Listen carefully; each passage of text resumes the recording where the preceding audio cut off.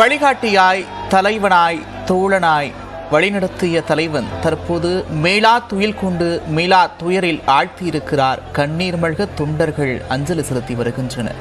பாஜக சார்பில் மாநில தலைவர் அண்ணாமலை அவர்கள் இறுதி மரியாதை செலுத்திய பிறகு அவருக்கு மணிமண்டபம் கட்ட வேண்டும் என்றும் அதற்கு தமிழக அரசு முன்வர வேண்டும் என்ற கோரிக்கையை முன்வைத்திருக்கிறார். தொடர்ச்சியாக திரைக்கலைஞர்கள், அரசியல் கட்சி தலைவர்கள் இரங்கல் பதிவு செய்து வருகின்றனர்.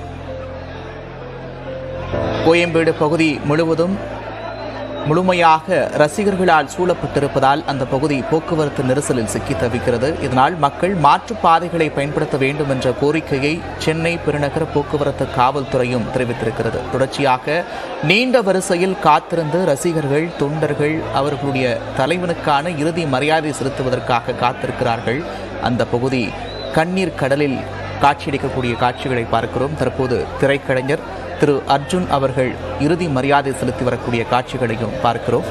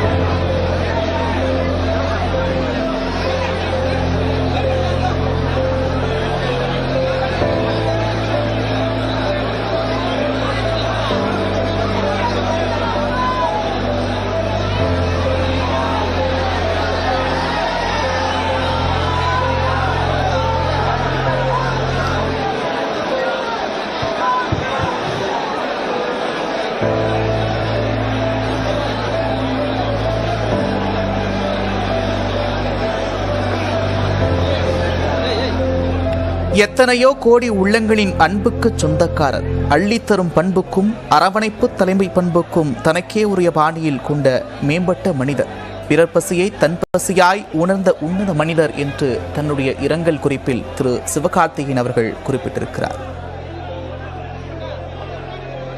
இதேபோல நான் எப்போதும் சகோதரராக பார்க்கும் நபர் விஜயகாந்த், திரையிலும் நிஜ வாழ்விலும் உண்மையான ஹீரோ என்று நடிகர் திரு சிலம்பரசன் தெரிவித்திருக்கிறார்.